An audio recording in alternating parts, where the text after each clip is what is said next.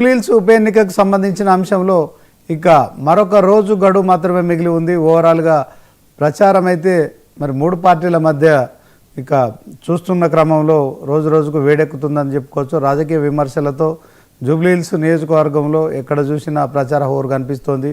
So రాజకీయ విమర్శలతో తెలంగాణ రాజకీయాలు కూడా వేడెక్కుతున్నాయి. ఇదే అంశంలో ఇక నిన్న మరి దీనికి సంబంధించిన అంశంలో ఒకవైపు తెలంగాణ సీఎం రేవంత్ రెడ్డి, మరొక వైపు కేటీఆర్. సో దీంట్లో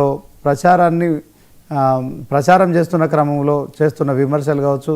సో ఆ బయట చూసేలోపు మరి ముందుగా తెలంగాణ ముఖ్యమంత్రి రేవంత్ రెడ్డి గారికి అయితే 99 టీవీ నుంచి ఆయన ఈరోజు పుట్టినరోజు జరుపుకుంటున్నారు కనుక ఈ సందర్భంగా ఆయనకు హృదయపూర్వక జన్మదిన శుభాకాంక్షలు చెప్పుకుంటున్నాం.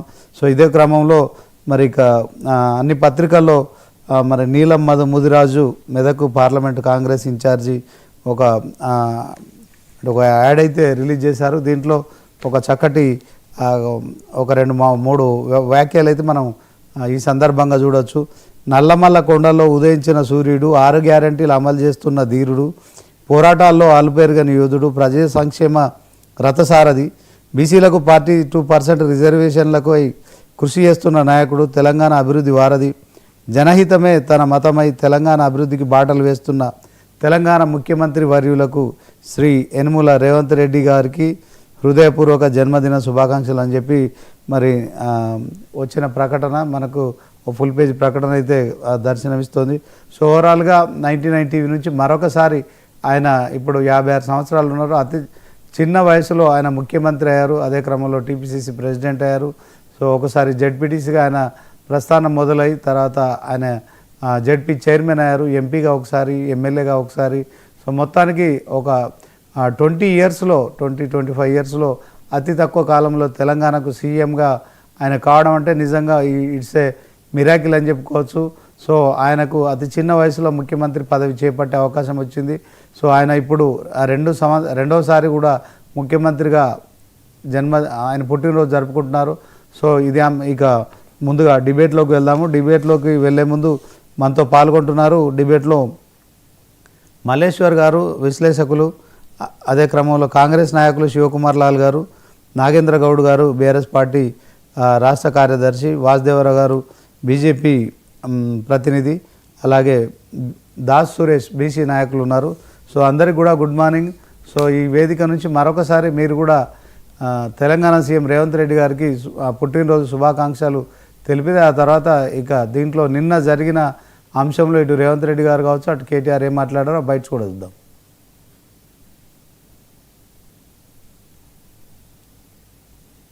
All of you please say good morning to happy birthday చెప్పండి ఒకసారి తెలంగాణ సీఎం రేవంత్ రెడ్డి గారికి. ఆ తర్వాత డిబేట్ స్టార్ట్ చేద్దాం. రేవంత్ రెడ్డి గారికి జన్మదిన శుభాకాంక్షలు. శివకుమార్ లాల్ గారు. శ్రీనివాస్ గారు నమస్తే. నమస్తే. తెలంగాణ సీఎం రేవంత్ రెడ్డి ఇవాళ పుట్టినరోజు జరుపుకుంటున్నారు. ముఖ్యమంత్రిగా 2వ పుట్టినరోజు జరుపుకుంటున్నారు. ఇదే క్రమంలో జూబ్లీహిల్స్ ఉప ఎన్నిక కూడా జరగబోతోంది. ఓవరాల్గా ఆయన పుట్టినరోజు కానుకగా ఈ యొక్క జూబ్లీహిల్స్లో మరి 11వ తేదీన జరిగే పోలింగ్లో ఖచ్చితంగా జూబ్లీహిల్స్ గెలుచుకుంటారా? 14వ తేదీన ఫలితాలు కాంగ్రెస్కి అనుకూలంగానే ఉంటాయా? ఎంత మెజార్టీ వస్తుంది? మీరేం చెప్తారు? ముందుగా 99 టీవీ ప్రేక్షకులకు, మీకు ప్యానెల్ ఉన్న వారికి నమస్కారం. అదే కాకుండా తెలంగాణ రాష్ట్ర 2వ ముఖ్యమంత్రి శ్రీ యనుమల రేవంత్ రెడ్డి గారికి జన్మదిన శుభాకాంక్షలు. అధికారం వచ్చిన తర్వాత 2వ పుట్టినరోజు ఈరోజు రేవంత్ రెడ్డి. ఆయన నిజంగా కూడా ఆలుపెరుగని పోరాటం చేసి టీఆర్ఎస్ బీఆర్ఎస్ మీద గత తెలంగాణ రాష్ట్ర తొలి ముఖ్యమంత్రి అనుకున్న కేసీఆర్ మీద ఒక యుద్ధం లాగానే చేసి కాంగ్రెస్ పార్టీని అధికారం తీసుకొస్తా అని ఒక శబ్దం చేసి అదే దిశగా ఈరోజు కాంగ్రెస్ పార్టీని అధికారంలోకి తీసుకొచ్చిన యనుమల రేవంత్ రెడ్డి గారికి నిజంగా కూడా నా తరఫున, ప్యానల్ ఉన్న వారి తరఫున కూడా రేవంత్ రెడ్డి గారికి హ్యాపీ బర్త్డేలు ఎన్నో జరుపుకోవాలని కూడా కోరుకోవడం జరుగుతుంది.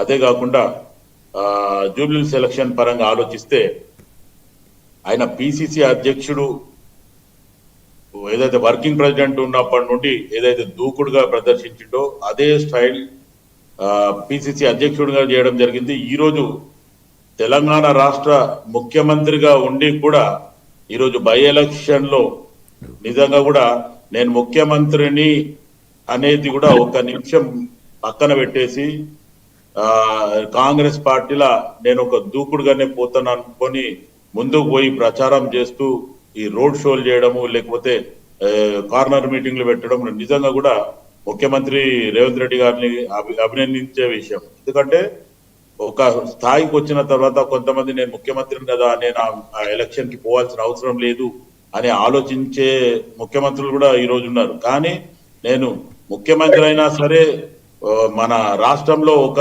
నియోజకవర్గంలో బై ఎలక్షన్ జరుగుతుంది, అక్కడ నా ప్రచారం కూడా నేను వెళ్తాను అనే రకంగానే మాట్లాడడం జరిగింది. అండ్ మోర్ ఎవర్ ఒకవేళ ఇంకా అవసరం అనుకుంటే ఆపోజిషన్ పార్టీ ఎవరు మాట్లాడినా వాళ్ళకి నేనంటేనే ఒక దడ అనే రకంగా మాట్లాడే వ్యక్తి రేవంత్ రెడ్డి గారు. ఎందుకంటే ఆపోజిషన్ పార్టీని కరెక్ట్ గా ట్యాకిల్ చేసి లేదంటే వాళ్ళని కరెక్ట్ గా అటాక్ చేసే ప్రస్తుతం ఉన్న ముఖ్యమంత్రి రేవంత్ రెడ్డి గారు. రేపు జరగబోయే ఉప ఎన్నికలు ఇప్పుడు ఈ రోజు రేపు ప్రచారం లాస్ట్. తో ఏదైతే ఇప్పటి వరకు ఏదైతే ప్రచారం జరిగిందో ఆ దిశగా మటుకు ఆలోచిస్తే కాంగ్రెస్ పార్టీ నుంచి ఉన్న అభ్యర్థి నవీన్ కుమార్ యాదవ్ ఇద్దరు కూడా కాంబినేషన్ గా పోతుంది. అండ్ మోర్ ఎవరైతే అభ్యర్థి ఉన్నాడో నవీన్ యాదవ్ ఆయన కూడా లోకల్ గా ఈ మధ్యన మంచి అభిమానం ఉంది, మంచి పట్టు ఉంది. కాంగ్రెస్ పార్టీ బీ ఫామ్ మీద ఆయన రేపు జరగబోయే ఎలక్షన్ లో ఉన్నాడు కాబట్టి ఈసారి ఘన విజయం సాధిస్తుంది కాంగ్రెస్ పార్టీ. ఎట్టి పరిస్థితుల ఈ ఏదైతే గెలుపు ఖాయము దాని మీద మెజారిటీ గురించే మేము పనిచేస్తున్నామని మంత్రులు కానీ ముఖ్యమంత్రి కానీ కాంగ్రెస్ పార్టీ మొత్తానికి నాయకులు కార్యకర్తలు మహిళా లీడర్లు మహిళా కార్యకర్తలు అందరు కూడా ఓపెన్ గా ఈరోజు మీరు ఆ యూసుఫ్ గూడలో ఏదైతే ఆఫీస్ ఉందో ఆఫీస్ చూస్తే ఒక్కసారి జనరల్ గా మీరు ప్రజలను కానీ అక్కడ పక్కన ఒక్కటి బీఆర్ఎస్ ఓపెన్ గా అటాక్ చేయడము, బీజేపీ కూడా దానికి తోడు అటాక్ చేయడం కాంగ్రెస్ పార్టీని సర్వసాధారణం. ఎందుకంటే కాంగ్రెస్ పార్టీ అధికారంలో ఉంది, ఒక 22 నెలలు అయింది కాబట్టి ఖచ్చితంగా వాళ్ళు మాట్లాడే మాట నో డౌట్. దాంట్లో కాంగ్రెస్ పార్టీ ఇచ్చిన హామీలల్లా ఒక 2500 బంగారము తర్వాత ఏదైతే పెన్షన్ ఉందో అది పెంచింది లేదు. ఎందుకు దానికి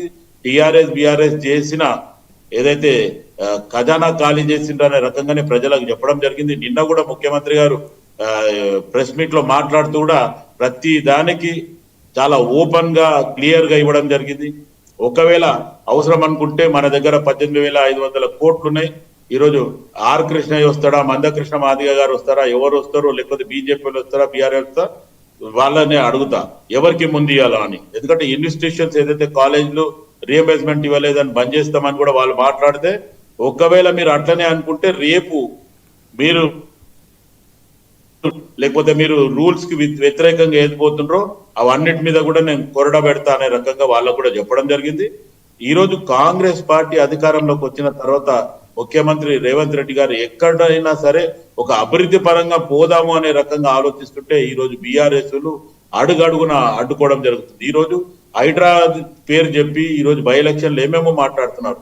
ఈ రోజు హైడ్రా వల్లనే ఈ రోజు బతుకమ్మ కుంటలో పోయిన చెరువుని అట్లీస్ట్ మిగిలిచ్చిన ఆ చెరువుని సుందరీకరణ చేయడం జరిగింది. ఇప్పుడు ఇంకా మిగతా 2 చెరువులని ఎలక్కి తీస్తున్నారు. అట్లాగే ఆలోచిస్తే హైడ్రా ఒక సున్నం చెరువుల ఒక కొంతమందికి నిరాశులైనరు అనే రకంగా అది బూచి చూపించి ఈ రోజు కాంగ్రెస్ పార్టీ మీద నెపం వేస్తున్నారు. రైట్ ఓకే శివకుమార్ గారు ఒక నిమిషం.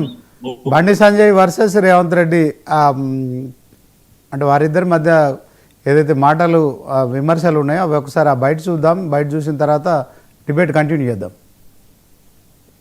మాగంటి గోపి గారి మరణం వెనకాల కేటీఆర్ గారు హస్తం ఉన్నది అని బండి సంజయ్ గారు అంటే ఫిర్యాదు చేయమనుండ్రి.